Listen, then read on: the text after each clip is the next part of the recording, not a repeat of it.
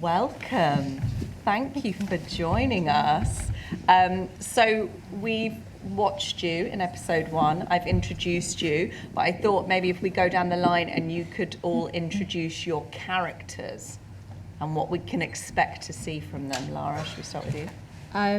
I play Carly Brennan, who in episode 1, as you've seen, is kind of isolated and on her own, and over the course of the series she has to kind of figure out how to reform her relationship with her father, who is being treated like a monster but she believes not to be.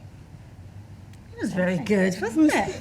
I play Christine, who is the mother of this beautiful creature, and the widow of the man that we believe he has murdered. And I'm at a point where I'm at a fork in the road. I'm about to start my new life, and then the universe throws something into the mix. Eddie Marsan. Hi, I'm Eddie Marsan. I'm just a totty. Yeah. No, I play an ex-policeman who Stephen, who is dating Anne-Marie's character, and I'm overprotective. I'm Daniel Brennan, and the journey for me is building that relationship with my daughter. But obviously we've been apart for so many years. But there's also a mission that he's on. But there's lots of different elements that crop up during that journey. But I'm not going to say any more. You need to watch episodes 2, 3 and 4. I'm Rose, and I play Marie. I am Rose, and I play the Marie. daughter of you. Play the daughter of And I'm you. About, she never really had to think about the loss. And it's for Mary, it's about she push never it really all has to down think about the loss and the from grief. She when has to she push was it all 10 years down old. from when she was 10 years old.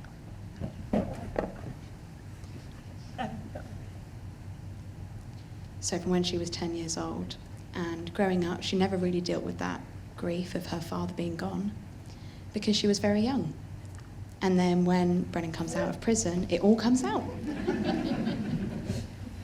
Lovely. And what drew you to the project? Should we start with you, Matthew?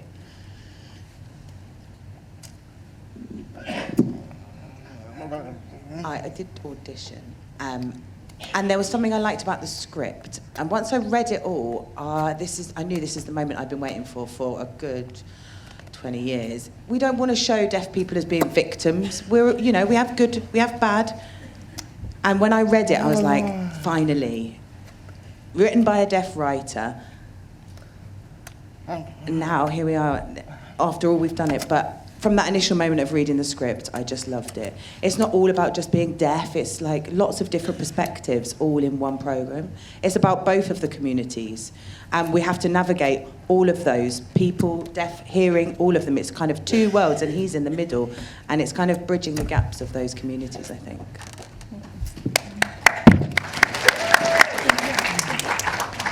And already won an award for your role. So there we go.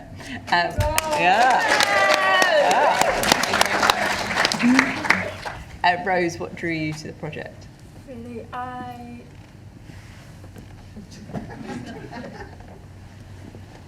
read the script, and what really made me really want to get involved in the project was those small details that only a deaf writer would be able to know about and only a deaf writer can do.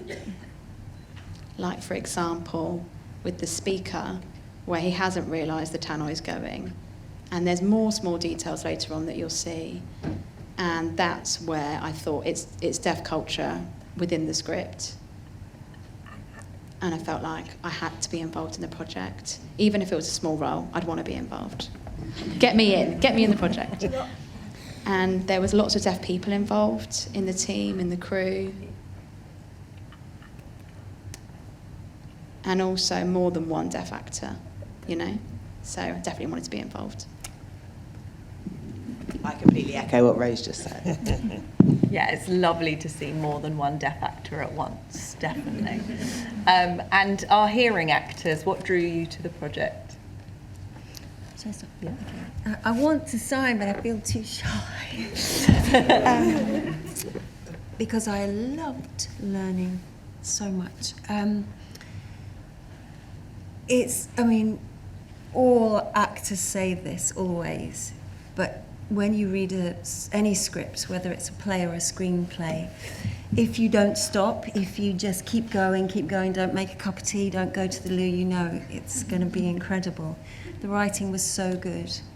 So that was a no-brainer. You know, it was nothing like anything I'd read before. Also having Luke on board as a director, Warp Films being part of the picture, you know, and it's for the BBC, so you know it's going to be seen by everyone, not just people who can afford to pay streaming fees. No, but that's important because watching TV has become quite an expensive hobby now, hasn't it? And just the idea, always and ever, that what we do can be important and that there's a point to it, and anyone who feels marginalised gets to see themselves is always a huge relief as a human being. And I just thought, I find this woman interesting. I find her point of crisis really interesting. And so, you know, all the ingredients in the bowl made for a very tasty cake. So I couldn't say no, really. Eddie, did you like the cake? Did I like the what? The cake. The cake, I love the cake. Yeah. No, well, I've worked with Warp for years now. We did Tyrannosaur, and I think they're a great company. And Mark's got a lot of heart, so I trust them. I thought William had written a great script, and I wanted the experience of working with a bilingual crew, which was fascinating. And so, I mean, filmmaking is collaborative, but this was collaborative on another level. It was so spiritually enriching every day, you know. And what's great is that when you have characters with disabilities on the peripheries of stories, and so they're not given much screen time, so they're not afforded the time to be nuanced or complex. And what's wonderful is to see someone like Matty play a central character. And isn't he amazing? He's literally, he's like a Marlon Brando, isn't he? He's so charismatic. And but it's wonderful to see, you know, and just to be part of something special is why I did it, and it's one of the most special things I've ever been involved in. What a review, eh? And Lara, what about you? I feel like everything's been said. I just echo everything that everyone said. I guess speaking from like an acting perspective, just as an actor, it's a luxury to be given opportunities like this. Like, you know, some roles, you know, that they're kind of all the same, but like this was a real moment to like learn something new, immerse yourself in something new. And I don't think I'd have ordinarily have been exposed to this, and I just feel immensely grateful that I've been able to. And to act opposite Matty, most days, honestly, I've learnt so much as an actor, and I'm incredibly grateful to him for that. Thank you but very much. I think everything as a whole has already been said about the project, and Billy's writing and the script, I found so much to relate to in it, and yeah, it was a no-brainer. So you said there most days. Now, obviously, you had to bond as father and daughter. Were there any father and daughter type, you know, arguments? Did you bond with the car? Who left rubbish in the car during filming? Matty. Probably whose round it was at Fagan's. Guinness? At Fagan's? Who's Yeah, Fagan's. When we were doing rehearsals, I'd already decided that I wanted to take Lara to Deaf Club. I wanted to show her what sign language like, what deaf people behave like, and from that point, we just bonded. We were just, thick as thieves. We didn't ever argue. We were, proper father and daughter. It was great. Oh. In the rehearsal weeks, he took me to a Sheffield United game when they were about to be relegated with all of his deaf friends. So it was quite a tense game, I think. Or did they lose 3-0? Not 1-3-1, didn't they? I remember the scores, Lara. we won't mention that one again, Matty, sorry. And Rose and Matty, obviously you've grown up with BSL and you had some new signers over here. How did they do? Were you constantly correcting them? No, I'm really, really proud of them. They No, I'm picked really, it really up proud so of them. They picked it up so It was amazing quickly. because It's we all amazing. know that We all know that some hearing people can just naturally pick up BSL really quickly and some struggle a bit, but both of these are naturals. They've got it in them. And it's a privilege to have that luxury, to have the luxury of rehearsing before filming. And we could never have done it, expecting them to turn up on the first day on set, having never signed ever. So how many weeks rehearsal did we have? 2 weeks. 3 weeks. It's 2 weeks, yeah, 3 weeks. Yeah. So I remember meeting all of you in Sheffield, in those rooms, do you remember? We were pretending to sit in the car. That's felt like I was back. Felt like I was back in college. Oh, my signing was so And you had to grab the wheel, didn't you? And so what was it like? Because obviously, Avery and Lara, you had to sign on screen as if you were fluent in BSL, which you weren't when you started this project. So was that a lot of pressure? Yeah, it was. I think I said in the rehearsal process, I was like to Luke, so like, can I have an idea of the schedule? Because I want to, basically Carly's not signed for 10 years in the first episode, so she's a bit rusty.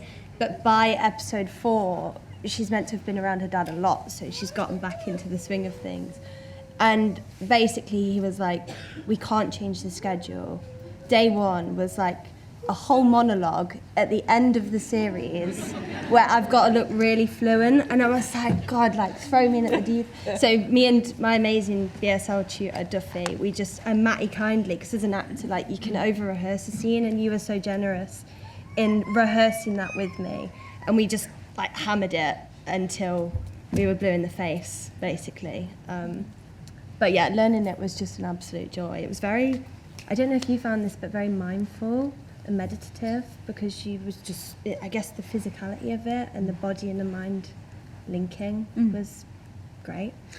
Yeah, sometimes being an absolute beginner is the best. Sorry, I'll tell you. Sometimes being an absolute beginner is the best place to start, because your expectations are so low. It doesn't matter if you make a complete fool of yourself, because you're not expected to be brilliant. So it's okay to fail and flail.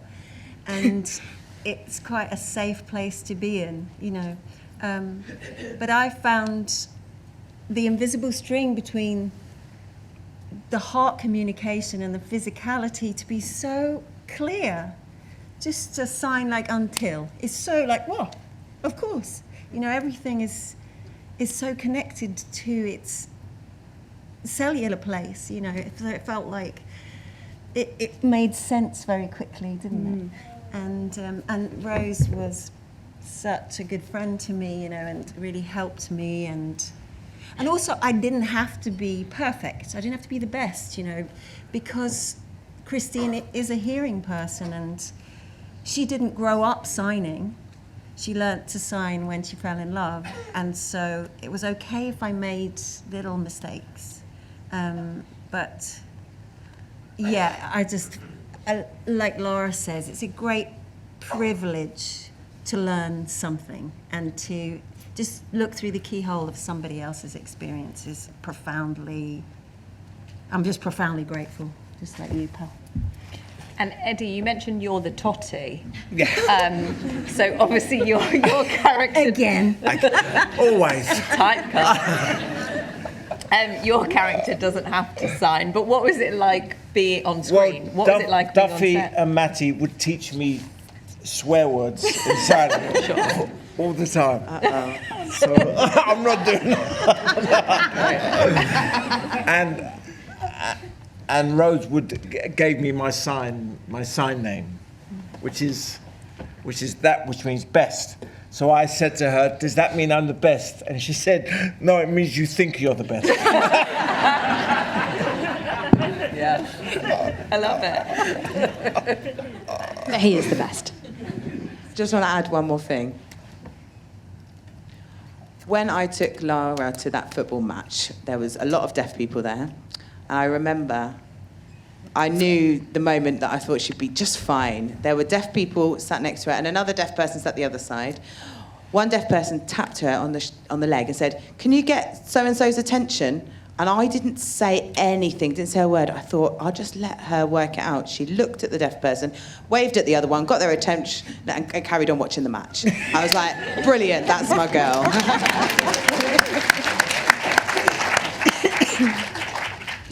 Well, I want to make sure we get to some of our audience questions. So we've had one from Nadia Nadaraja. She says, Lara, Anne-Marie and Eddie, from your lines with sign language, if you have one, which is your favourite line in BSL and why? Eddie, you can pick one of theirs if you like. My favourite one, where all the deaf crew and actors laugh, is when you ever see when Stephen goes, "My name is Stephen." Yeah.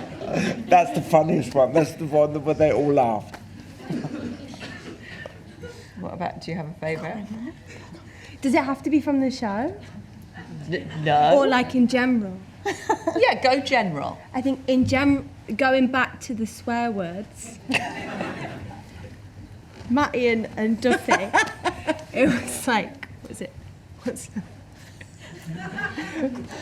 I don't know if I can swear again on BFI. Or there's Yeah, do it. Do you know what I mean? which is like a mixture between do you know what I mean? So no mean, but like they just seem to find it really funny every time I did it. So if they were Can I just say, their favourite one, I've worked with Matty after this. We worked together in Ireland. And I walked on set and I went, "Was it this?" I went, which means, "What's up, motherfucker?" And we just burst out laughing.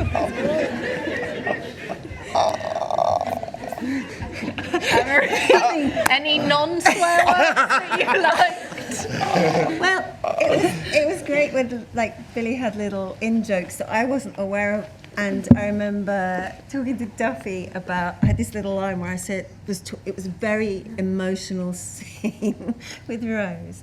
And I was talking about your father and how he used to fart. And I was like, what a random, but of course with the deaf community, farting, nobody can hear you. So it was just silly wee things like that really more than anything. Yeah. Silent but deadly, or loud but deadly. Lovely. And then we've had a question from Evie Sykes for Matty. She said, as a diverse actor living with a disability, currently represented by a diverse agent, what was it like working with other disabled acting talent?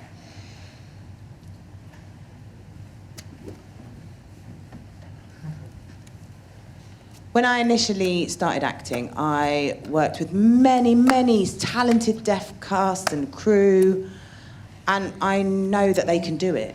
You know, there's already skills and actors in the industry, but I want to see more of it. I want to see more agents. Don't be frightened of bringing in deaf people on your book. So thank you to Warp BBC for being bold, to make that move, to follow a deaf written script, deaf cast, deaf crew. I hope the game changes in the future, not just in this programme, but in other places all over the world. Not for me or the community, it's for everyone. And just to wrap up, because we're running out of time, we could go on for ages, it's great. What do you want audiences to take from this show? Rose, should we start with you? Do you want to go? Me? Okay. I want the audience. I want audiences to watch the show and realise I can watch a show with subtitles, I can watch a show in sign language. I don't need to worry about missing out on the sound, I don't need to worry about missing out on what they're saying. I can enjoy a full 1 hour drama, a mainstream show, a bilingual show with BSL and English, and be immersed into their world. Yeah, and to add to that, there's so many good films out there with subtitles on, and people don't watch them because they are worried about the subtitles. But there's beautiful cinematography and acting, and I think this should be seen as the same. You know, just be open-minded, watch it, and see for yourselves. I just want people to realise it's a fantastic drama, really. Yeah. And I think you've got a great cast, you've got a great lead actor who's given a brilliant performance. And people watch these Scandinavian detective thrillers all the time. What's the difference? You're watching this, and this is bilingual, it's just a different language.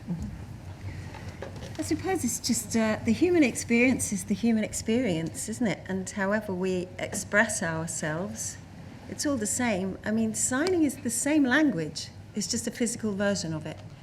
And yeah, I agree with Eddie. It's just a really good thriller. And that's what you want people to engage in and identify with and care about the protagonist. And these two, I mean, it's two amazing parts for young female actors. Amazing parts. And they're both so brilliant in it. Of course I won't say that.